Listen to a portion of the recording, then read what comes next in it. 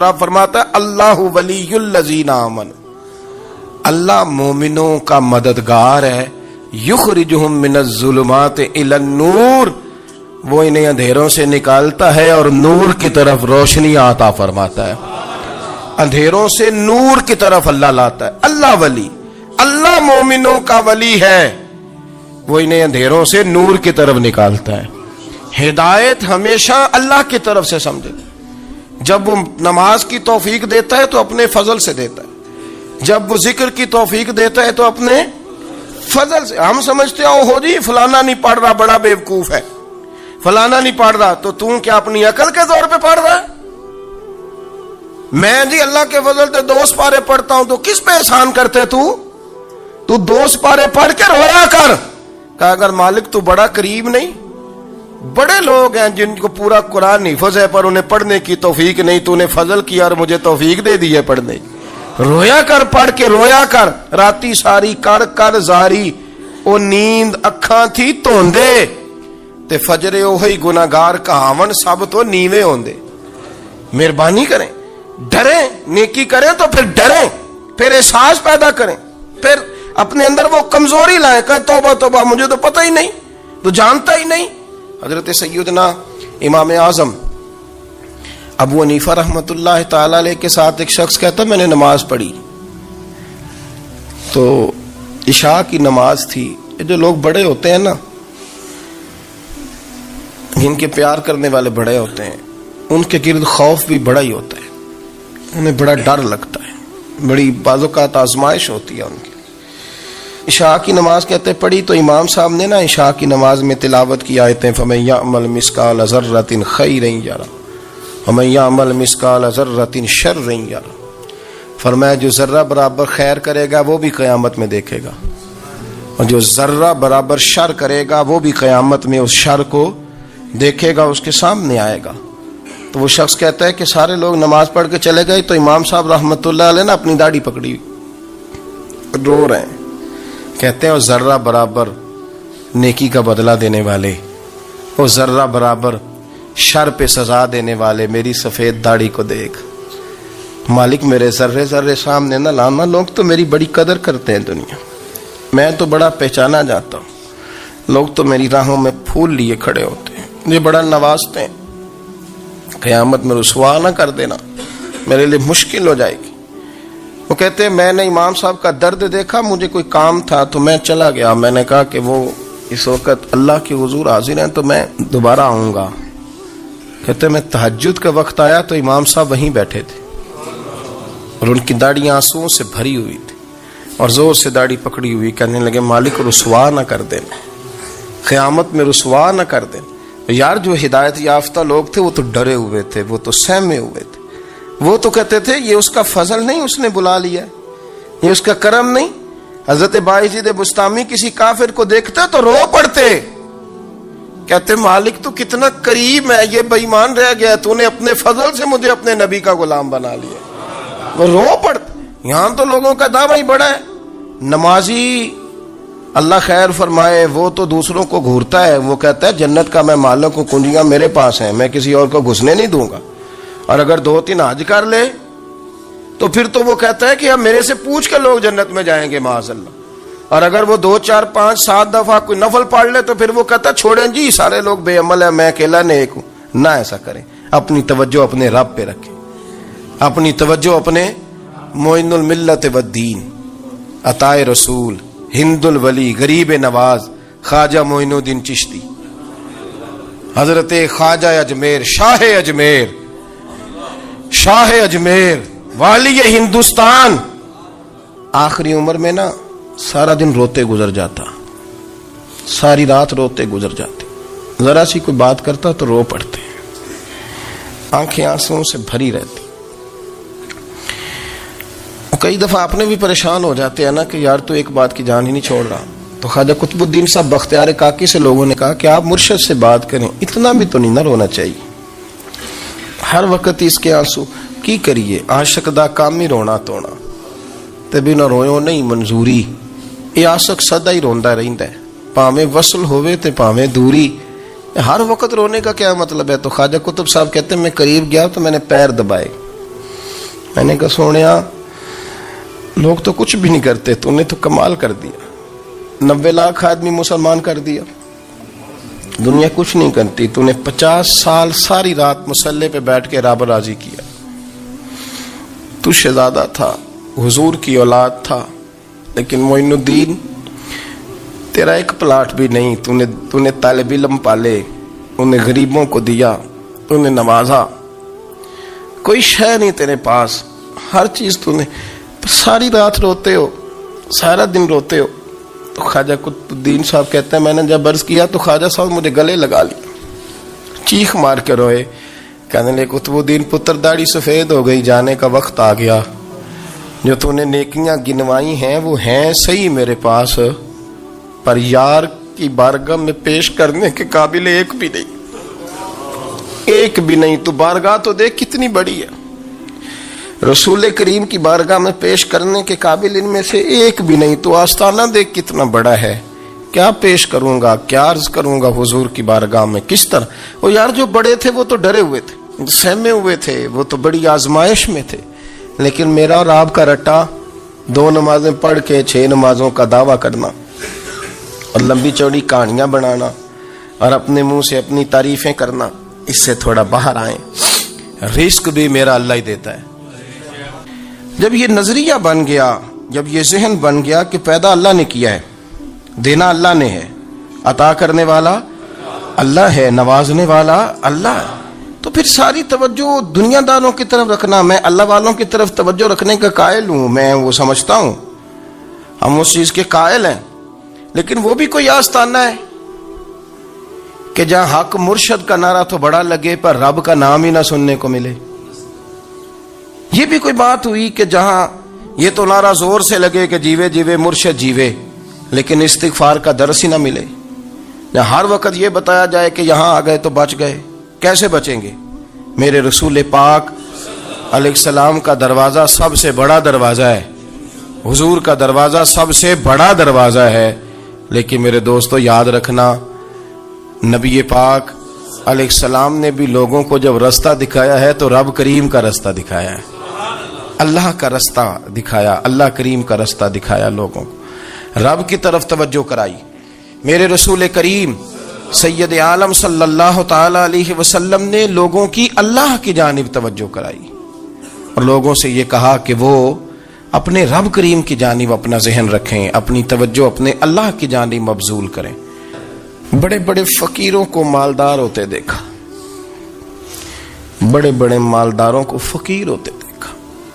ام ربیعہ کہا کرتی تھی، بڑی نیک اور صالح خاتون تھی، وہ کہتی ہیں کہ میں نا بڑے امیر آدمی کی بیوی تھی، اپنے شوہر کے ساتھ چھت پہ بیٹھی تھی تو نیچے فقیر مانگنے والا آیا، اس نے بڑے درد سے صدا کی تو میں نے اپنے شوہر سے کہا کچھ دے دیں، کہا دفع کر، ان لوگوں نے دھندا بنایا ہوا ہے۔ کہتی میں میکے سے بھی بڑا مال لے کے آئی تھی، میرے ماں باپ بڑے امیر تھے، تو میں نے نا چوری اپنے خامہ سے نظر بچا کے باتھ روم جانے کے بہانے گئی اور نیچے جا کے 5 دینار میں نے اس فقیر کی ہتھیلی پہ رکھے۔ کہتے اس نے 5 دینار دیکھے، پھر میری طرف دیکھا تو میں نے اس کی آنکھوں میں آنسو چمکتے دیکھے، کہنے لگے بی بی رب تیرا بھلا کرے، میں 3 دنوں کا بھوکا ہوں۔ کہ وہ چلا گیا، میں گھر آ گئی، باہر آئی تو میرا شوہر کہنے لگا تو اتنی اب اتنی تو تیز ہو گئی ہے اور تو اتنی خود مختار ہو گئی ہے، میرے بغیر پوچھے مال خرچ کرے گی، جا تجھے 3 طلاقیں۔ کہتی میں بالدار اور وزادار باپ کی بیٹی تھی، طلاق لے کے گھر آئی تو میرا باپ ٹوٹ گیا، چارپائی پہ چلا گیا، اوہو یہ کیا بن گیا۔ کہتی بڑی تکلیف رہی، 1-2 سال کے بعد میرے ابا نے میری شادی کر دی۔ اب جس شوہر کے پاس گئی وہ بڑا نیک تھا، پرہیزگار تھا، اللہ نے بہترین صلہ دیا۔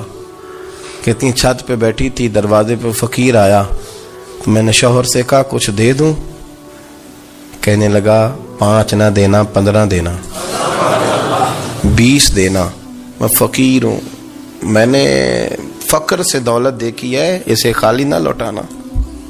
کہتی ہے کہ میں نیچے گئی اور جب میں نے اس کی طرف دینار بڑھائے تو میری چیخ نکلی، پیسے پھینک کے میں بے ہوش ہو کے گری، میرا شوہر نے آ کے اٹھایا، اندر لے گیا، پانی منہ پہ چھڑکا، کہنے لگا تجھے کیا ہوا؟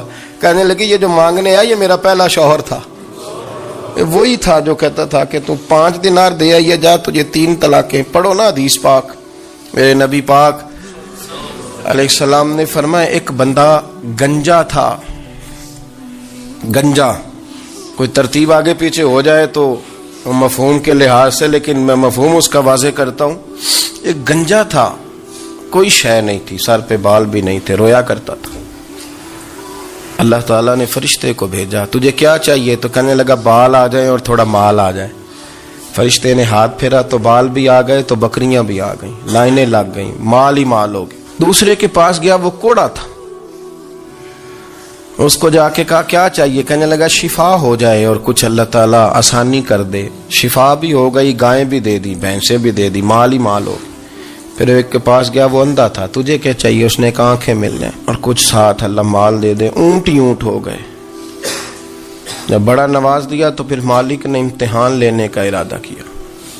یاری تیری سونا ہے پر آزمائشاں بھی تیریاں اگ. آزمائشاں تیریاں, صحیح کہہ رہا ہوں, آزمائشاں تیریاں, یاری تیری سونا ہے پر آزمائشاں تیریاں.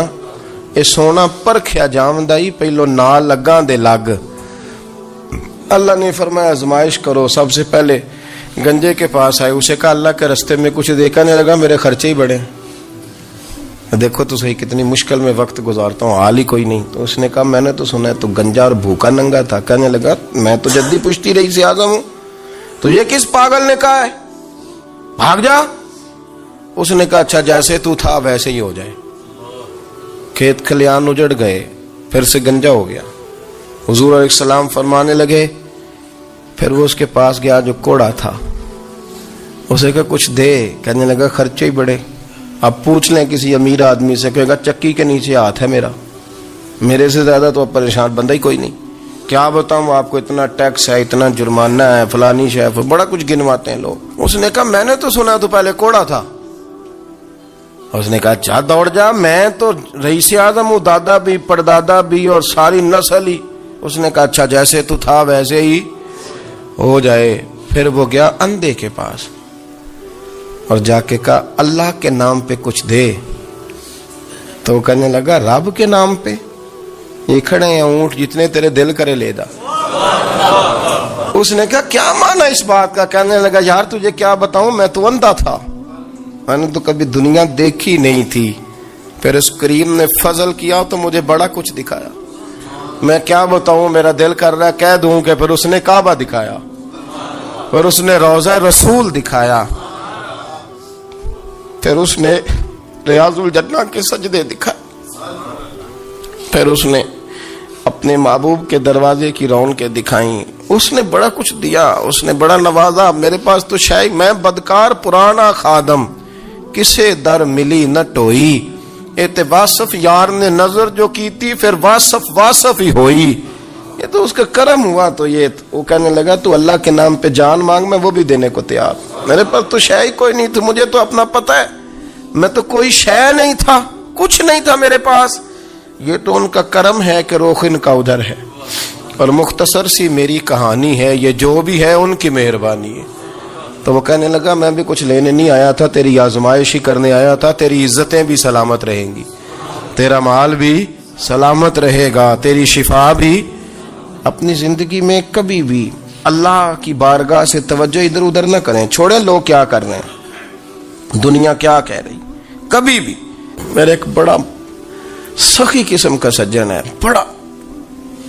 بڑا پیارا ہے, میں اسے سخی مانتا ہوں. میں نے اپنی پریشانیوں کے دنوں میں بھی اس شخص کو سخی دیکھا. ایک دن رات کو مجھے ٹیلی فون کر کے کہنے لگا کدھر ہو؟ میں نے کہا میں گھر ہوں. نہیں اکثر سفر میں ہوتے ہو نا. میں نے کہا طبیعت کیسی ہے؟ ٹھیک ہے, بس حال چال پوچھنا تھا. میں نے سمجھایا, میں نے کہا یار یہ کوئی مسئلہ ہے, ورنہ رات کے 2 بجے کوئی حال پوچھنے کو فون تو نہیں نہ کرتا, کوئی مطلب ایسا تو مسئلہ نہیں نا. تو میں نے بیک کال کی, میں نے کہا یار میری بات سن, مسئلہ کیا؟ کہ نہیں کچھ نہیں دل کر رہا تھا. میں نے کہا میری گل سن, رہے ہیں اسی 4-5 سال کٹھے, میں تین جاننا, اصل بات کر. کہنے لگا مکان بھی بڑا ہے, سارا کچھ ٹھیک ہے, پر وہ بڑا ہی بے نیاز ہے. کچھ حالات اس قسم کے آ گئے ہیں کہ لوگوں کو بتاؤں بھی تو لوگ ماننے کو تیار نہیں, زیادہ نہیں, مجھے نا تھوڑے سے پیسوں کی ضرورت ہے, کوئی 15-20 ہزار اگر مل جائیں میری ضرورت. آپ یقین کریں میں روتا رہا ساری رات. میں نے کہا مہربانہ تیرا کس طرح کرانگے, اس سے لے کے زمانہ استعمال کرتا تھا, پر بے پرواہی ویخ نہ سجڑ دی جتھے کسے دی پیش نہ جاوے, انہیں تاجاں والے در در رولے تے منگتے ہیں تخت بٹھاوے. سجنا کسے نو کارا مل دئی, کوئی کعبے خالی آوے. واللہ خیر الرازقین, وہ کہتے تو دائیں بائیں نہ جا, رزق تو تجھے میں دوں گا, میں ہوں بہتر رزق دینے والا. اپنی نظر اللہ پہ رکھیں, نکل آئیں اس معمے سے باہر کہ میں کوئی بلا ہوں, مجھے بڑا پتہ ہے, میرے پاس 6 ڈگریاں ہیں, مجھے 10 جگہ پہ تدریس کا شغف حاصل ہے, اس سے نکلیں باہر. حضرت مولا علی شیر خدا کرم اللہ تعالی وجہہ الکریم سے کسی نے پوچھا تھا بڑا عالم کون ہوتا ہے؟ ہمارے ہاں تو اب وہ والے عالم پائے جاتے ہیں نا اللہ ماشاءاللہ, جو ممبر پہ بیٹھتے ہیں تو دعوے ہی دعوے, ممبر پہ بیٹھتے ہیں تو دعوے ہی دعوے. اس طرح کے عالم ہمارے ہاں پائے جاتے ہیں, وہ ہر بات میں دعویٰ کرتے ہیں, میں یہ کر دوں گا, میں وہ کر دوں گا. یہ مزاج علماء کا نہیں. حضرت علی المرتضیٰ سے کسی نے پوچھا بڑا عالم کون ہوتا ہے؟ فرمایا بڑا عالم وہ ہوتا ہے کہ جسے مسئلے کا پتہ نہ ہو تو وہ کہہ دے مجھے نہیں پتا, میں پتہ کر کے بتاؤں گا, غلط بات بیان نہ کرے. امام مالک سے کسی نے کوئی مسئلہ پوچھا تو آپ فرمانے لگے مجھے اس سوال کا جواب نہیں آتا, ہمارے بزرگ سمجھاتے کیا ہے.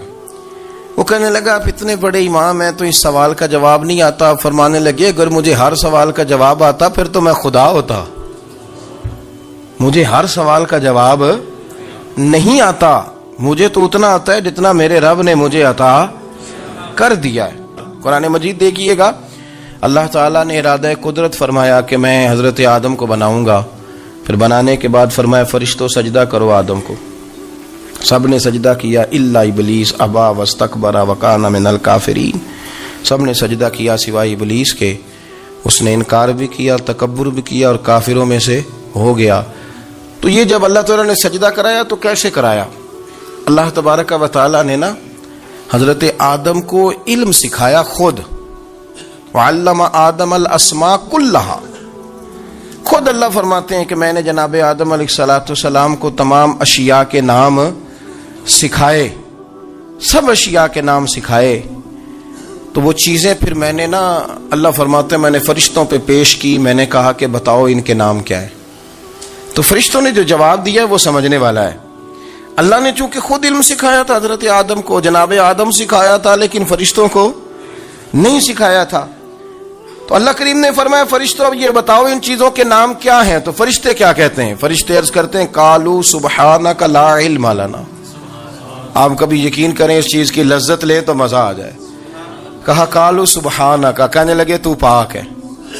قالوا سبحانک, کہنے لگے تو بھئی آدم علیہ السلام کو نام سکھا لیے, پھر فرشتوں کے سامنے وہ چیزیں پیش کر کے کہا ان چیزوں کے نام بتاؤ. تو فرشتے کیا کہتے ہیں؟ کہتے ہیں قالوا سبحانک, تو پاک ہے, لا علم لنا, ہمارے پاس کوئی علم نہیں, الا ما علمتنا, ہمیں تو اتنا پتہ ہے جتنا تو نے ہمیں سکھا دیا, ہمیں تو اتنا پتہ ہے جتنا تو نے ہمیں, لا علم لنا, ہمارے پاس کوئی علم نہیں ہے, اتنا ہی پتہ ہے جتنا تو نے ہمیں سکھا دیا ہے, اس سے زیادہ ہمارے پاس علم. اور یہ کیوں تو نے ہمیں جتنا سکھایا اتنا پتہ ہے.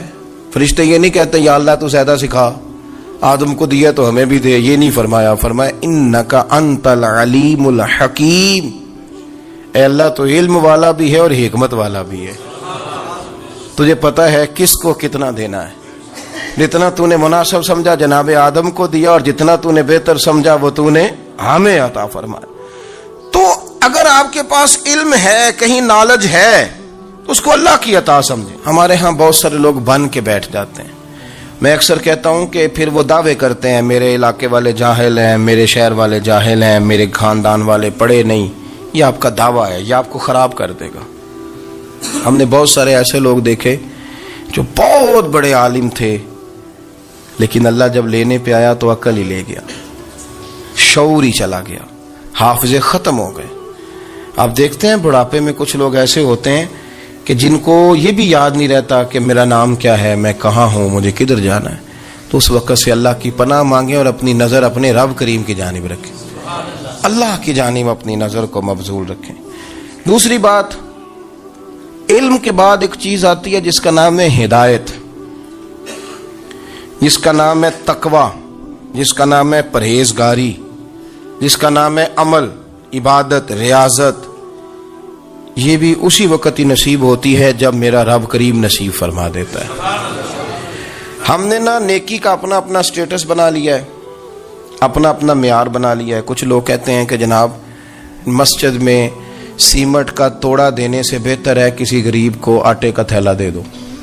اب اس نے اپنا مزاج بنا لیا نا نیکی کا، اس نے اپنا سٹیٹس بنا لیا ہے۔ میرا یہ سوال ہے کہ نبی پاک صلی اللہ تعالی علیہ وسلم جب مدینہ شریف آئے تھے تو حضور نے سب سے پہلے غریبوں میں آٹا تقسیم کیا تھا کہ سب سے پہلے مسجد بنائی تھی؟ کیا عجیب لوگوں کا رنگ ہے، اپنی مرضی کی ہدایت، اپنی مرضی کا تقوی، اپنی مرضی کا معیار۔ مسجد کوئی بڑا چھوٹا خطیب بھی میری طرح کا ہو نا تو وہ مسجد میں بیٹھ کے جب نبی پاک کی بات کرتا ہے تو کہتا ہے میرے رسول پاک غریبوں کا سہارا بن کے آئے۔ وہ غریبوں کی بات کرتا ہے، مسکینوں کی، لاچاروں کی، کمزوروں کی بات۔ تو مسجد ہی تو وہ ادارہ ہے جہاں سے غریبوں کی بات ہو رہی۔ تو اب لوگوں نے غریب کو اور مسجد کو لڑانا شروع کر دیا، اس کو لڑاؤ کہ مسجد میں پیسے دینے سے بہتر ہے آپ غریب کو آٹے کا تھیلا دے دیں۔ آپ یہ کیوں نہیں کہتے کہ مسجد میں بھی آپ توڑا دیں ایک سیمنٹ کا اور ساتھ غریب کو بھی خدمت کریں؟ یہ کیوں نہیں تقوی؟ اپنی اپنی مرضی کا مزاج، اپنی اپنی۔ کچھ لوگ کہتے ہیں چھوڑو جی، ساری زندگی انسان نماز پڑھتا رہے اور پھر گالیاں بھی دیتا رہے، بندہ داڑھی بھی رکھ لے اور جھوٹ بولنا بھی نہ چھوڑے۔ تو یہ آپ نے اپنے پاس سے تقوی کا معیار بنایا۔ گالی دینے کا گناہ ہے اور داڑھی رکھنے کا ثواب ہے۔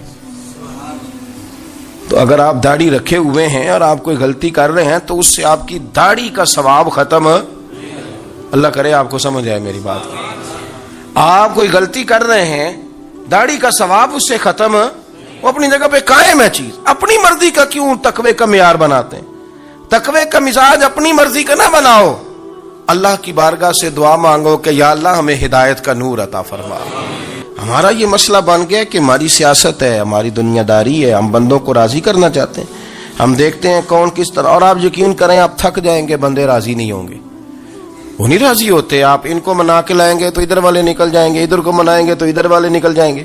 اس چکر سے باہر آئیں، اس رب کو راضی کریں جو فرماتا ہے ان الذین آمنوا وعملوا الصالحات سیجعل لهم الرحمن ودا۔ فرمایا تو ایمان لانے کے بعد نیک عمل کر، میں لوگوں کے دلوں میں تیری محبت پیدا کر دوں۔ رحمان لوگوں کے دلوں میں محبت ڈال دے گا، اللہ لوگوں کے دلوں میں۔ اپنی نظر ہمیشہ اپنے رب پہ رکھیں، اتنی لمبی چوڑی دنیا داروں سے امیدیں نہ وابستہ کریں۔ میں نے دیکھا ہے لوگ کاسا لیسی کرتے ہیں، کبھی اس کے دروازے پہ کبھی اس کے دروازے پہ۔ ان چکروں سے باہر آئیں اور اپنے رب کی بارگاہ کی طرف توجہ کریں۔ استغفار شوق سے پڑھا کریں، اور اکیلے میں نا، اکیلے میں۔ حضرت رئیس المتکلمین مولانا نقی علی خان صاحب رحمۃ اللہ نے لکھا ہے کہ فرعون 500 سال حکومت کر گیا، یا تو 5 سال کی حکومت کی پیر لڑکھڑاتے ہیں، 500 سال۔ فرماتے اصل وجہ یہ تھی کہ دنیا جب سو جاتی تھی نا تو اوپر چادر لے کے تو مصلے پہ بیٹھ جاتا تھا اور ہاتھ باندھ کے کہتا تھا رب تو ہی ہے، میرا پردہ نہ کھولنا، مالک تو ہی ہے، کرم نوازی کرنا، میری پکڑ نہ کرنا۔ وہ بے ایمان ہو کے اگر 500 سال ہاتھ باندھے تو گزارا کر لیتا ہے، تو ایماندار ہے۔ پر مسئلہ یہ ہے کہ تو رات کو بکل مار کے ہاتھ نہیں نہ باندھتا، تو منت نہیں کرتا، تو استغفار نہیں کرتا۔ توبہ کریں تو بچے رہیں۔ وہ اتنی لمبی حکومت کر گیا چونکہ رات کو کہتا تھا مالک رب تو ہی ہے، لیکن مہربانی فرما، میری پکڑ نہ فرما، تو اللہ نے تو اس کو مہلت دے دی۔